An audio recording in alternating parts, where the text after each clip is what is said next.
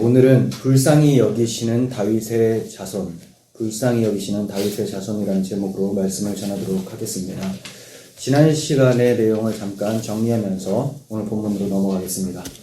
예수님께서 예루살렘으로 올라가시면서 세 번째로 순환 예고를 해주셨습니다. 내가 십자가에 못 박혀 죽고 사흘 만에 부활할 것이다 라고 말씀해 주셨는데, 그때 세베대의 아내, 즉 야고보와 요한의 어머니 살로메가 나타나서 두 아들을 위암답시고 예수님께 청탁을 하게 됩니다. 예수님께서 예루살렘 입성 후에 왕으로 등극하실 거라고 생각을 해서 그때 나의 두 아들을 예수님의 좌우편에 앉게 해주세요라는 청탁을 했었던 거죠.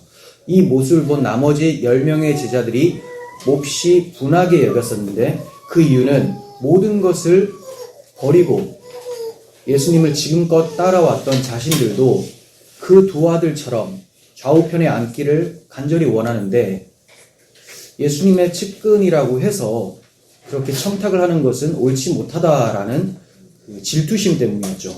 그러니까 두 아들이나 또 10명의 제자들이나, 한마디로 12명의 모든 제자들과 그리고 세베대의 아내까지도 모두 똑같은 사고방식을 가지고 있었습니다. 자, 어떤 사고방식이냐? 메시아가 예루살렘에서 세속적인 왕으로 등극을 해서 좋은 자리를 차지하게 해주실 거다라고 하는 잘못된 메시아관과 또 잘못된 하나님 나라에 대한 인식이었던 것이죠. 죄다 똑같은 영적 상태였었던 것입니다. 이렇게 세속적 하나님 나라 개념을 가지고 그곳에서 높은 자리를 얻고자 했던 제자들에게 주님께서 말씀하십니다. 인자가 온 것은 섬김을 받으려 함이 아니라 섬기려 하고 많은 사람들을 위하여서 내 목숨을 대속물로 주려고 왔다라고 말씀해 주십니다. 즉, 나는 섬기려고 왔다 이렇게 말씀하세요. 그러니까 너희도 나의 섬김, 십자가의 섬김을 받고 그 섬김과 사랑으로 다른 사람들을 섬기고 사랑해라 라고 교훈을 주셨던 것이죠. 이제 높아진 마음을 낮추고 겸손히 주의 섬김을 바라는 자가 되어라 라는 교훈이었습니다. 그리고 나서 주와 함께 섬기는 자가 되라 라는 의미였어요. 그러니까 이 사람들은 스스로가 높은 자리를 차지하기 합당하다고 생각하고 자고한 상태, 자기 의로 충만한 상태였는데, 예수님은 너희들은 누구의 섬김을 받을 자가 아니라 먼저 나의 섬김, 십자가의 희생의 섬김을 받고 그 사랑과 섬김으로 다른 사람을 섬겨야 될 처지다. 으뜸이 되고자 하면 다른 사람들의 종이 되라 라고 말씀해 주셨던 거예요. 이렇게 예루살렘으로 올라가시는 길에 교훈을 주시고 나서 구여리고를 떠나서 신여리고에 이르신 시점에서 일어나는 일이 오늘 본문이에요. 자, 제가 구여리고라고 했고 신여리고라고 했던 이유는 이 복음서마다 이 오늘 본문에 기록하고 있는 배경을 좀 다르게 설명합니다. 지금 마태와 마가인가요? 마태와 마가는 여리고를 떠나실 때 이렇게 나오고, 누가복음에서는 여리고로 들어오실 때 이렇게 말씀하고 있습니다. 그러면 이제 이게 도대체 무슨 뜻이냐라고 사람들이 헷갈릴 수가 있어서 이제 찾아보니까 구여리고가 원래 있고 헤롯 당시에 1.5km 정도 떨어진 곳에 신여리고를 다시 이제 만들었습니다. 그러니까 구여리고를 지나서 신여리고로 들어오는 시점에서 이 오늘 본문 두 맹인을 만나게 되는 겁니다. 자, 그렇게 보시는 게 좀 문맥적으로 이해하기가 쉽습니다. 자, 이런 문맥에서 본다면, 자, 지난 시간의 문맥과 섬김이라는 메시지, 그리고 오늘 본문의 사건을 본다면 오늘 본문도 자연스럽게 섬김과 이어지는 그런 교훈을 얻게 된다는 것을 추측을 할 수가 있습니다. 자, 본문에는 두 맹인의 눈을 고쳐주셔서 보게 해주시는 주님의 사역이 소개되고 있습니다. 그런데 이와 비슷한 사역을 이미 마태복음 9장에서 우리는 살펴봤던 바가 있습니다. 이 9장 27절 이하를 보면 굉장히 비슷해요. 두 맹인이 나오게 되고 이들이 다윗의 자손이여 우리를 불쌍히 여기소서라고 하는 것도 똑같고, 예수님께서 그들을 불쌍히 여기셔서 눈을 뜨게 해주시는 것도 똑같습니다. 그리고 주님을 따라가면서 주님을 찬송하는 것도 똑같아요. 자, 그래서 몇몇 학자들은 이거 똑같은 사건이다라고 주장하는 사람들도 있지만 그건 아니죠. 왜냐하면 장소가 달라요. 9장의 사건은 가버나움에서 발생된 사건이고요. 본문은 여리고 근처에서 발생된 사건이죠. 그리고 9장의 사건은 목적이 좀 다릅니다. 9장의 사건은 하나님의 나라가 가까이 왔음을 선포하시는 예수님의 메시아적 권능을 나타내기 위해서 사건이 일어나는 거고요. 예수님이 바로 메시아다라는 것 때문에. 그리고 오늘 본문의 사건은 예수님께서 머지않아 예루살렘에서 십자가 고난을 받으시고 죽으실 것인데도 불구하고 눈앞에 있는 가난하고 소외되고 힘들어하는 자들을 지나치지 않고 그들을 섬겨주시는 예수님의 사랑과 섬김의 모습을 드러내고 있는 목적이에요. 그리고 좀 다르죠. 사건은 거의 동일한 사건이지만 그 장소와 목적에 있어서는 좀 다르다라는 것을 알게 됩니다. 자, 이제 본문을 보도록 하겠습니다. 29절. 그들이 여리고에서 떠나갈 때 큰 무리가 예수를 따르더라. 무리들이 예수를 이제 따라서 예루살렘으로 올라가고 있죠. 예루살렘으로 올라가는 것은 1년에 3번 정도 대대적으로 일어납니다. 3대 절기 기억하시나요? 6월절, 오순절, 초막절. 아무도 대답을 안 해주셔서 혼자 입을 마치 듣는 것처럼 했지만 사실은 저 혼자 했습니다. 자, 6월절, 오순절, 초막절에 유대인들이 쭉 올라갑니다. 자, 왜 올라가냐? 절기를 지키려고 올라가는 거예요. 성전으로 올라가요.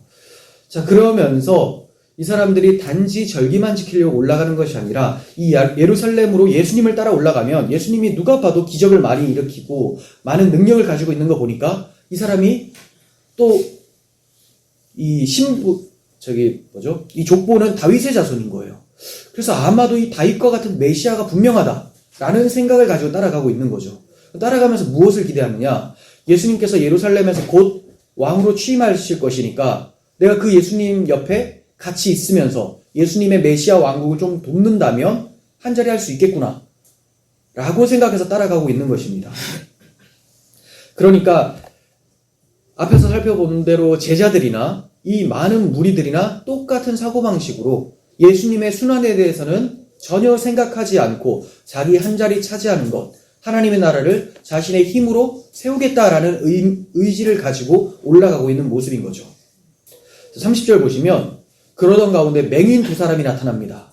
이 사람들이 길가에 앉아 있다가 예수님께서 지나가신다함을 듣고 소리를 크게 질러요. 왜 그러냐? 사람들이 너무나 많으니까 눈에 보이지도 않는 상태에서 예수님을 가까이 다가와서 만질 수도 없잖아요.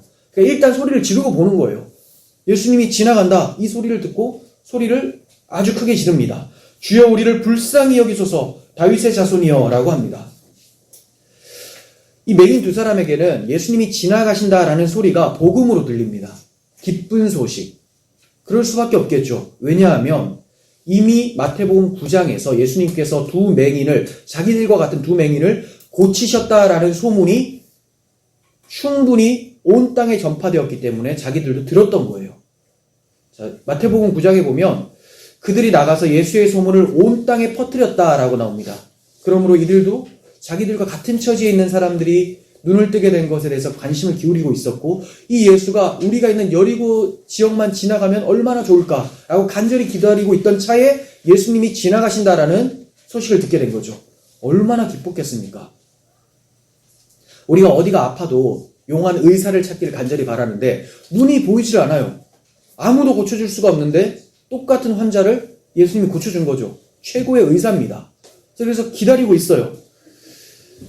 그러니까 예수님이 오신다라는 소식이 복음처럼 인식이 되고 있는 거죠. 내게 복음이 오고 있다. 이런 식으로 인식이 되고 있는 겁니다. 그래서 예수님을 향해서 힘차게 소리를 지르는 것이 뭐냐? 주여라고 합니다. 주여. 주인이라는 겁니다. 우리를 불쌍히 여기소서. 긍휼함을 신뢰하고 자기는 하나님 앞에 뭔가를 요구할 수도 없는 그냥 불쌍히 여겨달라고만 하는 뭔가 요구할 수 있는 자격이 없어요. 그냥 긍휼히 여겨주세요라고 할 뿐이라는 거죠. 주여 우리를 불쌍히 여기소서 다윗의 자손이요 이렇게 얘기를 합니다. 2맹인이 이렇게 다윗의 자손이요라고 한 이유는 다윗의 자손에서 메시아가 올 것이라고 구약 성경에 예언이 되어 있기 때문에 그래요. 그러니까 다윗의 자손에서 메시아가 온다라는 그 예언을 2맹인은 꼭 기억하고 있었던 거죠. 그리고 예수님이 바로 메시아이심을 알고 그렇게 부른 거예요. 왜냐하면 메시아가 오시면 눈먼 자들이 눈을 뜨고 보게 된다라는 구약의 약속도 있었기 때문에 그렇습니다. 물론 이들이 눈으로 볼 수가 없어요. 성경을 읽을 수가 없습니다. 물론 날 때부터 맹인이었는지 중간에 실명을 했는지는 알 수는 없지만 일단 읽기는 어렵다 하더라도 이스라엘 사람들은 성경을 늘 읊으면서 암송을 하면서 다녔습니다. 그것을 들었던 두 맹인은 다른 것들은 잘 모르겠지만 이 말씀만은 내가 꼭 가지고 있어야 되겠다. 메시아가 오면 눈을 뜨게 한다. 그리고 가슴에 담고 있었던 것이죠. 자, 어떤 말씀인지 이사야 42장 6절 봅니다. 나 여호와가 의로 너를 불렀은즉 너는 메시아입니다. 내가 내 손을 잡아 너를 보호하고 너를 세워 백성의 언약과 이방의 빛이 되게 하리니 내가 눈먼 자들의 눈을 밝히며 갇힌 자를 감옥에서 이끌어내며 흑암에 앉은 자를 감방에서 나오게 하리라 라고 합니다. 눈먼 자의 눈을 밝혀주신다. 어두웠던 사람들에게 빛이 되게 해주신다라는 거예요. 메시아가 바로 빛이라는 겁니다. 그래서 이 말씀을 마음에 담고 있었던 거죠.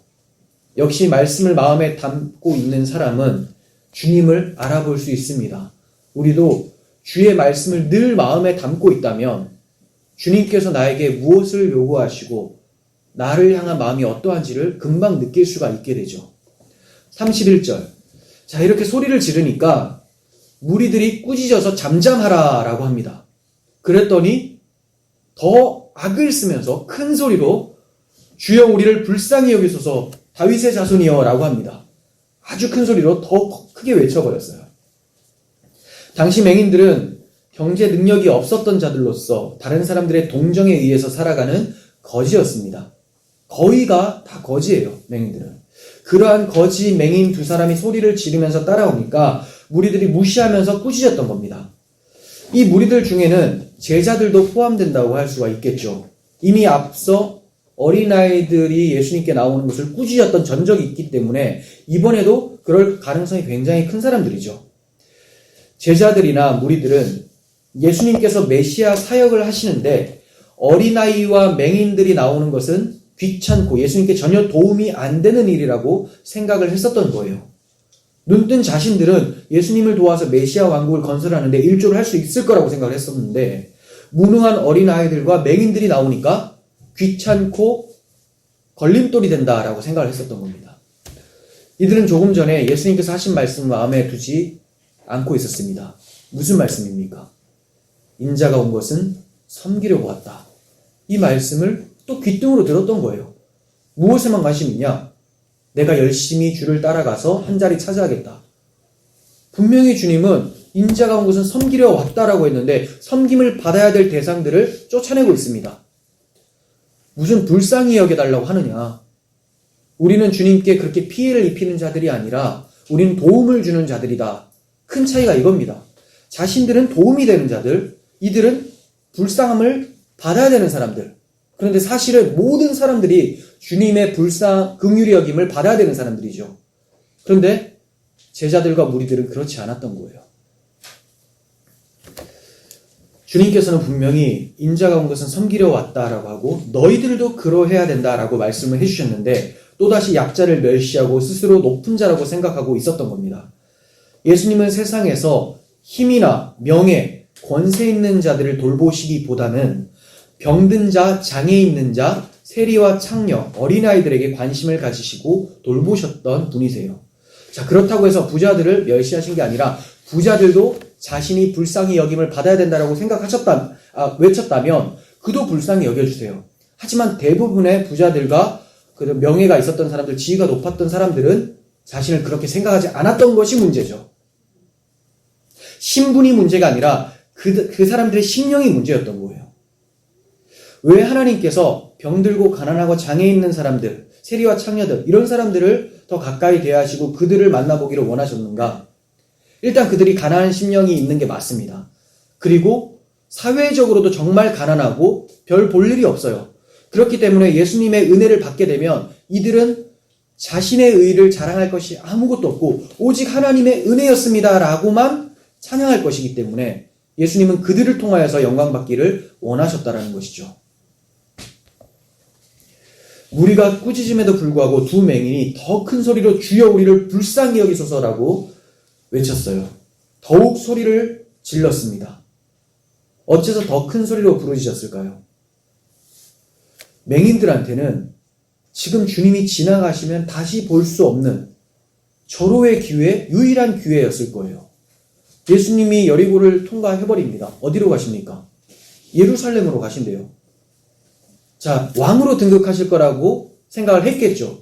이들도 잘 몰라요. 십자가 순환 이런 거는 잘 모릅니다. 이들도. 하지만 왕으로 등극하신 다음에 이제 왕이 다시 여리고로 오셔서 자기 같은 사람을 돌보아 주실 일이 있겠는가? 그러니까 무조건 예수님을 지금 만나야 되는 상황이에요. 절호의 기회.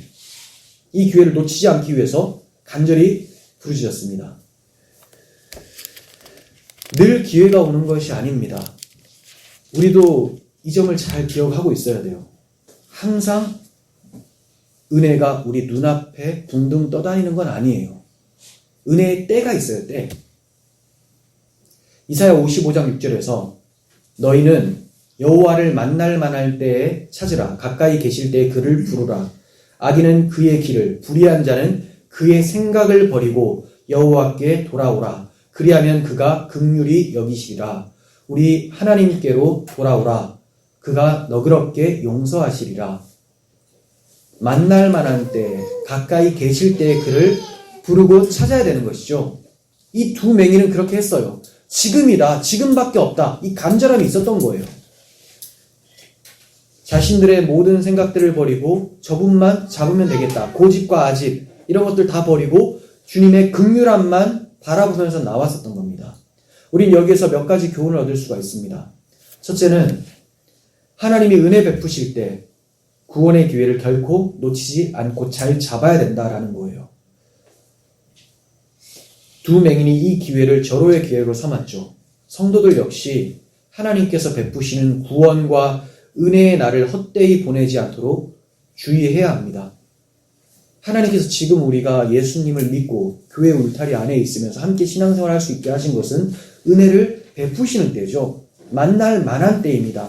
이때 주님을 만나고 은혜를 받지 못하면 그 시간이 지나가 버리면 다시 주님을 만나기 어렵다는 겁니다. 고린도후서 6장 1절에서 이렇게 말씀합니다. 우리가 하나님과 함께 일하는 자로서 너희를 권하노니 하나님의 은혜를 헛되이 받지 말라.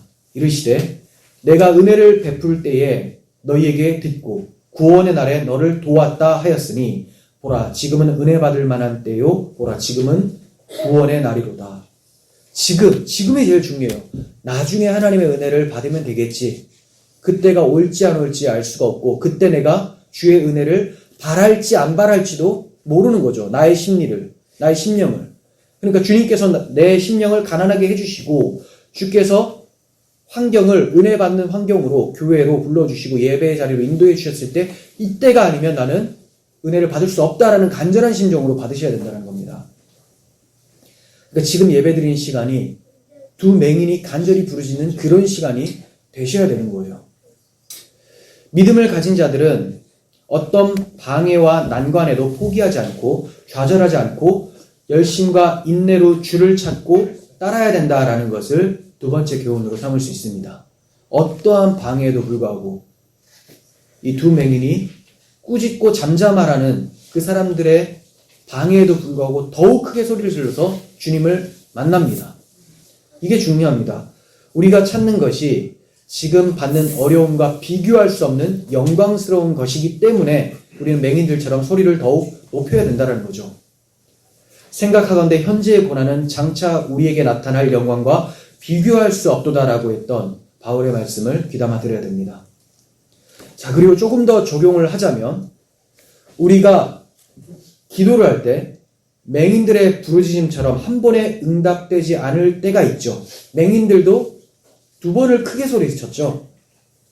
여러분 기도하면 하나님이 그날 저녁에 바로 이루어 주십니까? 그렇지 않는 경우가 더 많아요. 예수님께서 맹인들이 큰 소리로 부르짖었음에도 불구하고 한 번에 멈춰서지 않으셨던 이유는 못 들으셨기 때문이 아닙니다. 그들의 믿음과 간절함이 어느 정도인지 시험해 보시려고 하시는 거죠. 하나님께서는 종종 응답을 더디게 하심으로써 우리의 믿음을 확인하고자 하십니다. 결코 우리의 부르짖음을 거들떠 보지 않으시는 것이 아니라 우리로 하여금 낙심하지 말고 구하기를 원하세요. 귀를 지으시니가 듣지 아니하시고 눈을 지으시니가 보지 아니하실까라는 시편 94편의 말씀도 있습니다. 이와 같이 주님은 우리의 기도를 듣고 계세요. 중요한 것은 내가 얼마나 간절하냐라는 것이죠. 물론 주님께서 들어주지 않으실 때가 있습니다. 우리가 자기 욕망을 위해서 구하거나 죄가 있음에도 하나님께 무언가를 구했을 때는 회개를 하고 나오거나 기도 제목을 바꿔야 되겠죠. 그렇지만 지금 이 두 맹인에게는 이런 사례는 해당되지 않고 두 맹인의 간절함과 믿음을 주님께서 보고자 하셨던 거예요. 그래서 누가복음에서는 이렇게 표현합니다. 내 믿음이 크도다 하고 고쳐주세요. 오늘 말씀에서는 불쌍히 여기시고 눈을 뜨게 해주시는데 누가복음에서는 내 믿음이 크도다. 그러니까 한 번에 듣지 않으셨던 이유는 그들의 믿음을 시험해 보신 것이죠. 결코 우리의 부르짖음을 거들떠 보지 않으시는 것이 아니라 우리로 하여금 낙심하지 말고 구하기를 원하시기 때문입니다. 그러므로 우리는 기도를 들으시는 하나님을 신뢰하면서 쉬지 말고 기도를 해야 됩니다. 조금 기도하다가 안 되면 그냥 알아서 해주시겠지. 그러면서 정신 승리를 어떻게 하느냐.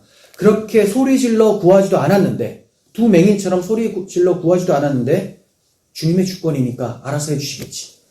이거는 운명론자들입니다. 운명론. 그 단계는 언제 오느냐. 간절히 부르짖고 그렇게 매달렸음에도 불구하고 자 맹인이 간절히 두 번이나 부르짖었잖아요. 근데 주님이 지나가버렸어요. 그냥. 그제서야 이렇게 부르짖어도 되는 것이 아니구나. 주님께서 주님의 섭리라면 다시 나를 찾아오시겠지. 그때 기다려야 되는 거예요. 근데 우리는 부르짖는 간절함이 전혀 없으니까 그 없는 것이 괴로울까봐 아니야 나는 주의 주권을 믿어 하면서 가만히 기다려요. 정신승리입니다. 그렇게 해서는 안 돼요. 간절한 사람은 부르짖을 수밖에 없어요. 그렇게 두 번을 부르짖었을 때 주님께서 머물러 서시죠. 32절 보십시오. 예수께서 머물러 서서 왕의 발걸음을 멈출 수 있을 정도의 간절함이 있었던 거죠. 왜냐? 그분이 메시아라는 것을 확신했기 때문에. 그분이 다윗의 자손이라는 것을 확신했기 때문에. 제가 여러분들한테 간절해지십시오라고 한다고 해서 여러분들이 간절해지지를 않죠. 내가 지금부터 배고파야 되겠다라고 한다고 해서 배고파지지가 않아요. 밥을 먹었으면. 그런 사람이 있습니까? 항상 배고프다. 이러면 안 되죠. 먹었으면 배가 안 고파요. 배고프라고 해도 할 수가 없어요. 간절한 이유가 없으면 간절해질 수가 없다는 겁니다. 그럼 간절해지려면 뭐 어떻게 해야 되냐? 간절해질 만큼 대단한 분이 정말 내 앞에 서 있어야 되는 거죠. 주님이 그만큼 소중하고 그 주님과 함께 사는 것이 나에게 소중하다고 느껴져야지만 간절해지는 거예요. 그러니 여러분들이 성경을 읽으시고 예배하시면서 복음을 들으시고 그 복음을 가슴에 새기셔야 된다는 겁니다. 그렇지 않고는 아무리 간절히 부르짖으십시오라고 하면 메마른 눈물이 나오게 됩니다. 우리 기도할 때 그런 거 많잖아요. 간절하지도 않는데 간절한 척하기 위해서 하나님 아버지 이렇게 해요. 근데 아무도 안 속아요. 옆에 듣는 사람도 가짜 울음이란 걸 알고 나도 알고 하나님도 아는데 그걸 왜 하는지 모르겠어요. 차라리 잠잠히 하나님 제 영혼이 메말라가는 것 같습니다. 도와주세요. 진실되게 고백하다 보면 주님의 마음을 깨닫게도 더 간절하게 되고 그렇게 나아가시라는 거죠. 메마른 눈물을 조심하십시오. 자, 주님의 발걸음을 멈춰 서게 했습니다. 그리고 주님께서 불러 말씀하세요. 너희에게 무엇하여 주기를 원하느냐? 이르되 주여 우리의 눈뜨기를 원하나이다. 우리가 눈뜨기를 원합니다. 세베대의 두 아들 야고보와 요한에게도 똑같은 질문을 하셨죠. 내가 너희에게 무엇하여 주기를 원하느냐? 한 자리 하게 해주세요 라고 대답을 했어요. 근데 여기에서는 눈뜨기를 원한다 라고 하고 있습니다. 세베대 아들들에게는 너희가 구하는 것을 너희가 알지 못한다라고 말씀하셨고 답답한 듯 말씀하셨고 이들에게는 너희 믿음이 크도다 라고 누가복음에서 말씀하셨죠. 불쌍히 여기시는 거예요. 주님이 기뻐하셨다라는 겁니다. 그들의 그 간구함을. 앞을 못 보는 두 맹인은 주님이 메시아인지를 제대로 보고 똑바로 구하고 있는데, 앞을 본다라고 하는 두 제자는 주님을 제대로 보지 못하고 엉뚱하게 구하고 있죠. 굉장히 아이러니하죠. 앞을 못 보는 맹인은 주님을 제대로 보고 구하고 있고, 본다고 하는 사람들은 못 보고 구하고 있는 거예요. 근데 참 답답한 게, 분명히 마태복음 13장에서는 바리새인과 서기관들을 그 대상으로 해서 저들은 듣기는 들어도 듣지 못하고 보기는 보아도 보지 못한다. 그러나 너희들은 들을 수 있고 볼 수 있어서 귀하다라고 말씀해 주셨어요. 그런데 지금 제자들의 상태가 또다시 보기는 보아도 보지 못하고 듣기는 들어도 듣지 못하는 상태가 되었습니다. 왜 그럴까요? 욕심 때문에, 자고함 때문에, 자만심 때문에. 자기가 불쌍히 여김을 받아야 된다는 걸 알지 못하고 자기가 주님을 위해서 뭔가를 할 수 있다라고 생각했던 것. 그리고 한 자리 해야 되겠다라는 그런 세속적 욕망 때문에 봐도 보지를 못하는 거예요. 참 무섭죠. 바리새인과 서기관들은 아예 보지를 못했고요. 제자들은 보았지만 다시 가려진 겁니다. 우리 성도들도 지금 예전에 내가 주님을 사랑하고 주님을 따라갔다라고 그 사실 때문에 지금 내가 괜찮은 상태다라고 착각하는 경우가 많습니다. 지금 욕심에 젖어가지고 눈이 가려졌는데 예전 신앙이 지금 신앙이라고 착각하는 경우가 많이 있다라는 겁니다. 우리 자신의 신앙을 자세하게 관찰해 봐야 돼요. MRI를 찍듯이 한번 찍어봐서 무엇이 문제인가? 여기 정말 암덩어리 같은 것이 있는가? 그럼 그것을 빼내는 작업이 바로 회개라는 거죠. 긍휼히 여김, 낮아짐.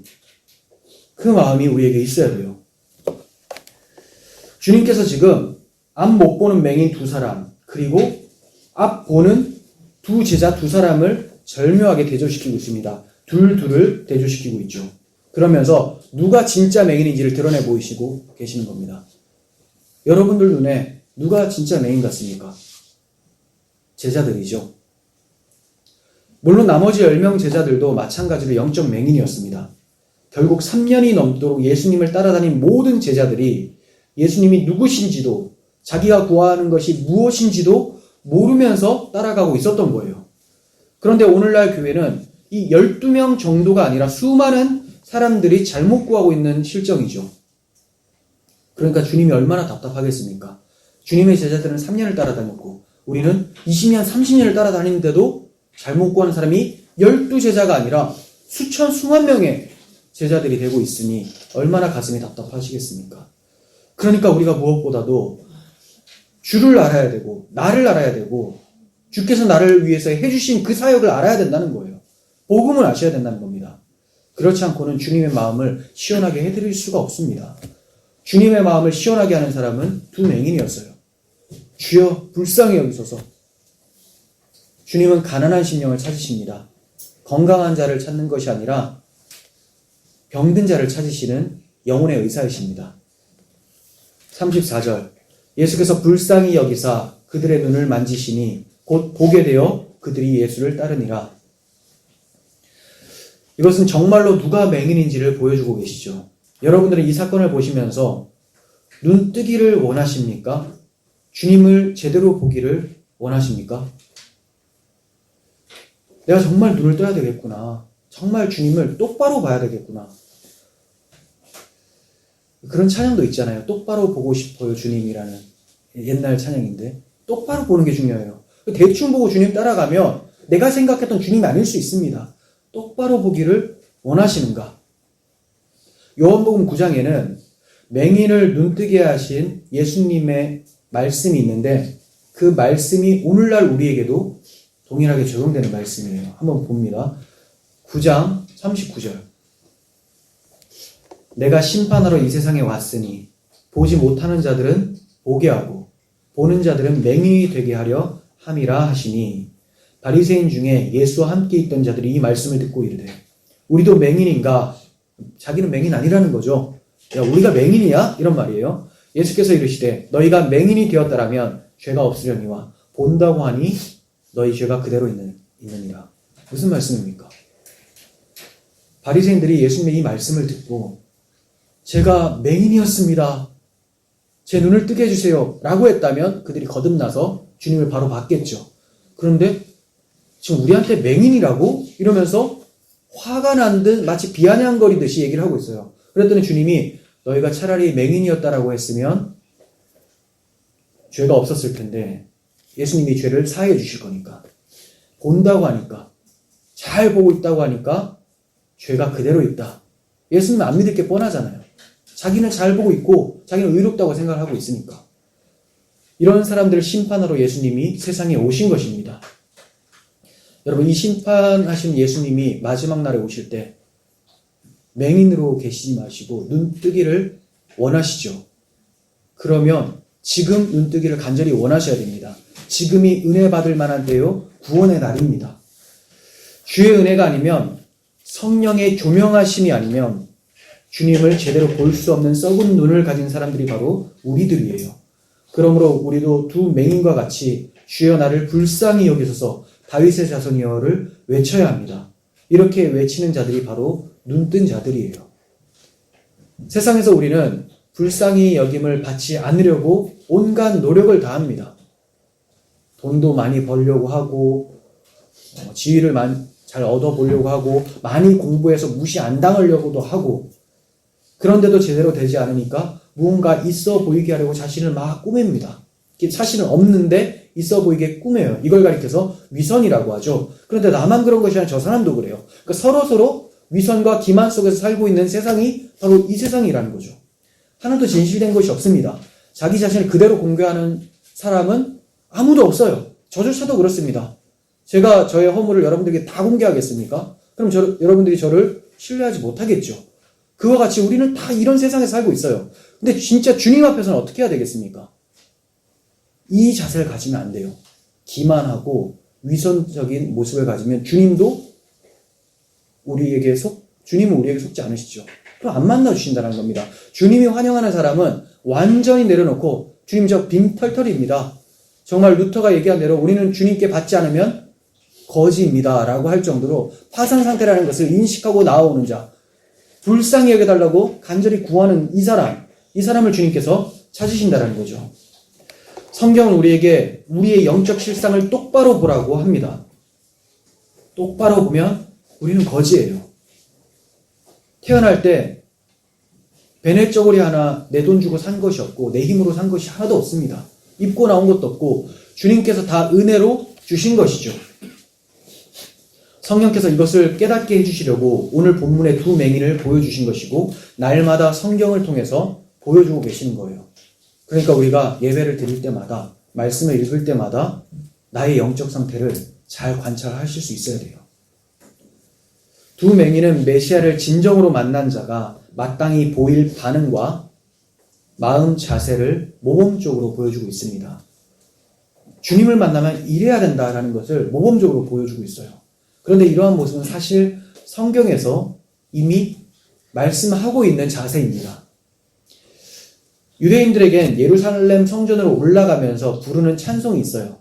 성전으로 막 올라가면서 흥얼흥얼거리는 찬송이 있는데 그게 120편부터 134편까지입니다. 그래서 거기에 앞에 소제목을 보면 성전으로 올라가면서 부르는 찬송 이렇게 적혀 있거든요. 그 찬송 중에서 123편을 보시면 이 두 맹인과 같은 자세, 참성도의 자세가 잘 설명되어 있습니다. 보겠습니다. 하늘에 계시는 주여, 내가 눈을 들어 주께 향하나이다. 상전의 손을 바라보는 종들의 눈같이, 여주인의 손을 바라보는 여종의 눈같이 우리의 눈이 여호와 우리 하나님을 바라보며 우리에게 은혜 베풀어 주시기를 기다리나이다. 여호와여, 우리에게 은혜 베푸시고 또 은혜를 베푸소서. 심한 멸시가 우리에게 넘치나이다. 안일한 자의 조소와 교만한 자의 멸시가 우리 영혼에 넘치나이다. 오늘 본문의 많은 무리들도 예루살렘 성전으로 올라가면서 이런 찬양을 하고 있겠죠. 네, 원래 그게 그들의 관례입니다. 성전에 올라가면서 이 찬양하고 있는 거예요. 이런 비슷한 찬양들을. 그런데 이 찬양을 입으로만 부르고 있지 마음으로는 부르고 있지 못한 상태죠. 전혀 불쌍히 여겨달라는 마음이 하나도 없어요.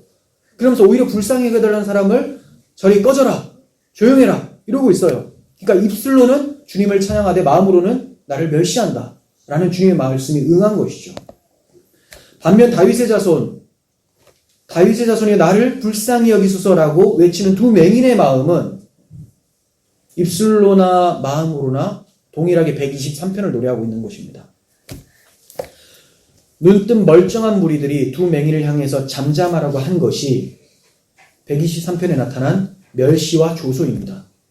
자신들이 이 찬송을 부르고 있지만 사실 그들이 아니란 자이고 교만한 자가 되는 것이죠. 123편에 하늘에 계시는 주여라고 시작을 하죠. 맹인들이 예수님을 향해서 주여라고 부르짖습니다. 당신은 메시아이십니다 라고 부르짖고 있는 거죠.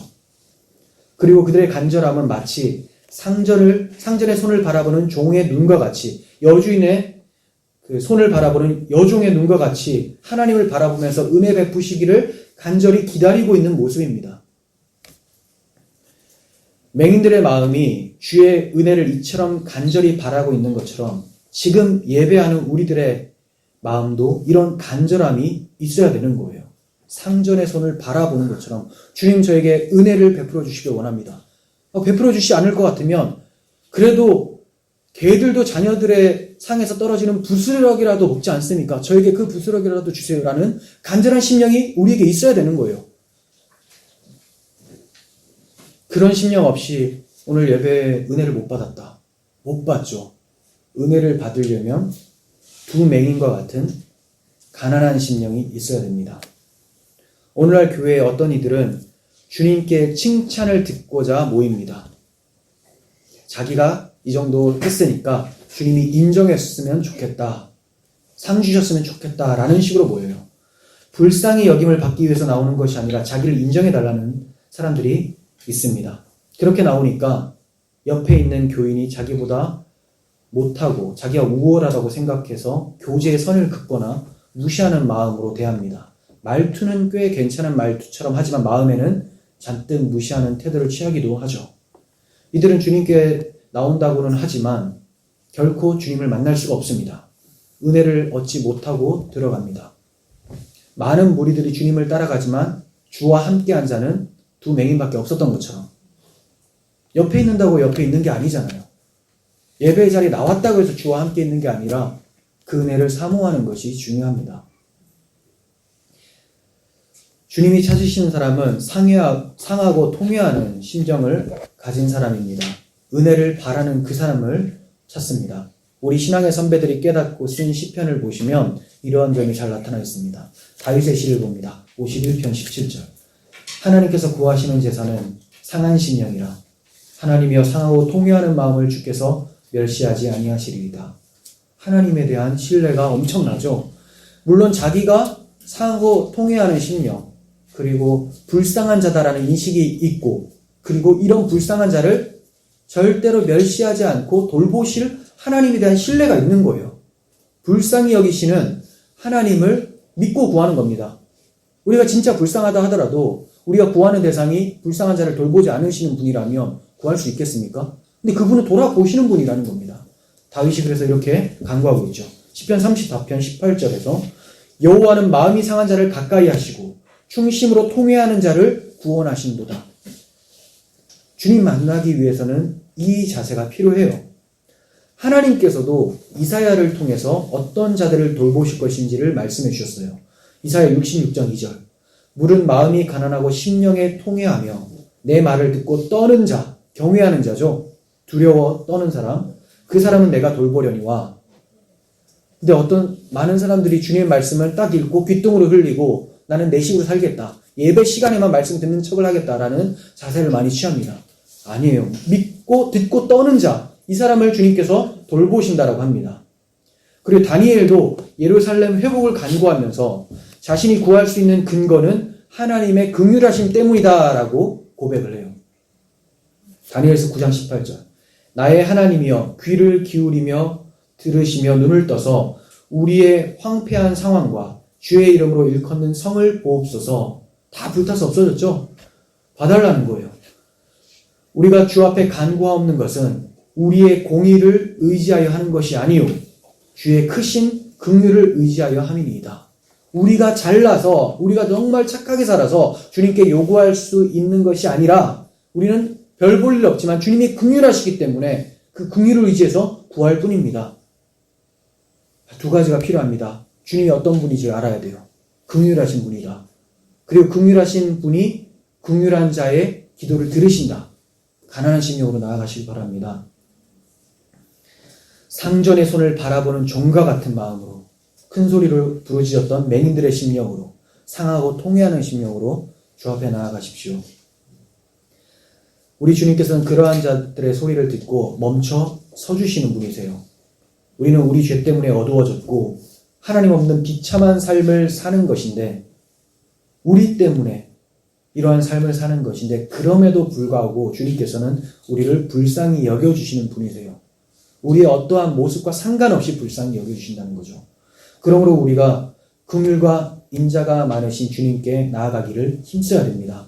히브리서 4장 15절 우리에게 있는 대제사장은 우리의 연약함을 동정하지 못하실 이가 아니요 모든 일에 우리와 똑같이 시험은 받으신 이로되 죄는 없으시니라. 그러므로 우리는 긍휼하심을 받고 때를 따라 돕는 은혜를 얻기 위하여 은혜의 보좌 앞에 담대히 나아갈 것이다. 어떻게 담대히 나갈 수가 있는가? 그분이 우리를 긍휼히 여기실 분이 확실하니까, 그분이 우리의 연약함을 동정하실 분이니까 담대히 나아가는 겁니다. 언제? 때를 따라 돕는 은혜를 얻기 위해서 항상 지금 준비되어 있는 하나님의 은혜를 얻기 위해서 시시때때로 나아간다는 겁니다. 두 맹인은 눈을 떠서 보게 되자 예수님을 따르게 되었습니다. 이렇게 주님의 긍휼을 구하며 찾는 자들을 주님께서 만나 주시면 그 사람은 빛을 경험하게 되죠. 이전의 삶은 흑암이었는데 이제 주님의 빛으로 인해서 세계관과 가치관이 새로워집니다. 마치 바울이 이전에 눈 뜨고 있었을 때와 주님 만나고 눈이 멀게 되죠. 멀게 되고 다시 뜨게 됐을 때 완전히 다른 사람이 됩니다. 이와 같이 주님을 만난 사람은 이전의 세계관과 가치관이 완전히 변화가 일어납니다. 하나님의 은혜와 긍휼을 경험하게 되면 마땅히 이러한 모습이 뒤따라야 하는데 많은 이들이 주께 간구하고 나서 응답을 받으면 이전처럼 주님을 찾지 않는 모습을 보게 되죠. 응답을 받았으면 더 따라가야 되는데 응답 받았으니까 이제 됐다는 거예요. 급한 불은 껐으니까 한시름 놨다라면서 정신줄도 놨고 신앙의 줄도 다 놓습니다. 이런 사람은 응답을 받았지만 은혜를 받았다고 하기는 어렵습니다. 이해가 되세요? 내가 구한 것에 대해서 받기는 했지만 은혜를 받은 건 아니에요. 은혜를 받았으면 주를 따라가게 돼요. 성경에 주의 은혜를 받고 주를 안 따라간 사람이 어디 있습니까? 다 주님을 따라가고 찬송을 하죠. 주님을 막 동네방네 소문을 내고 다닙니다. 다른 무엇을 구할 것이 있어서가 아니라 베풀어 주신 은혜에 감사해서 주께 헌신하고 싶은 마음이 일어나기 때문에 주를 따라가는 거예요. 그런데 정말 오늘날 기도 보면 그렇습니까? 이제 응답 받았다. 너무 좋다. 하고 이전의 삶으로 돌아가요. 응답 받기 전까지는 죄 안 지으려고 너무 노력하고 주님 말씀대로 살려고 하다가 응답 받으면 탁 나가버립니다. 돈 받으면 탁 나가는 것처럼 돈 주세요. 그 어머니 아버지께 말씀 잘 듣다가 돈 탁 받으면 확 나가가지고 이제 허랑방탕한 생활하다 다시 들어와서 또 달라고 하고 이게 반복이 되는 거죠. 돌아온 탕자. 계속 돌아오는 탕자. 한 번만 돌아온 게 아니라 계속 나갔다가 돌아와요 또. 그래서는 안 되고 돌아와서 그 아버지의 그 사랑을 만끽하며 이제 아버지를 위해서 살게 되죠. 그게 올바른 자녀의 모습입니다. 우리도 응답받았다고 해서 다시 나가는 것이 아니라 두 맹인과 같이 주를 열심히 따라갈 수 있었으면 좋겠어요. 혹시 아직까지도 아침 일찍 온 품꾼과 같이 주님 앞에 나가서 내가 종일 수고하고 더위에서 견뎠는데 우리와 저 사람을 똑같이 여기면 어떡합니까? 라고 원망하고 있다면 회개하시길 바랍니다.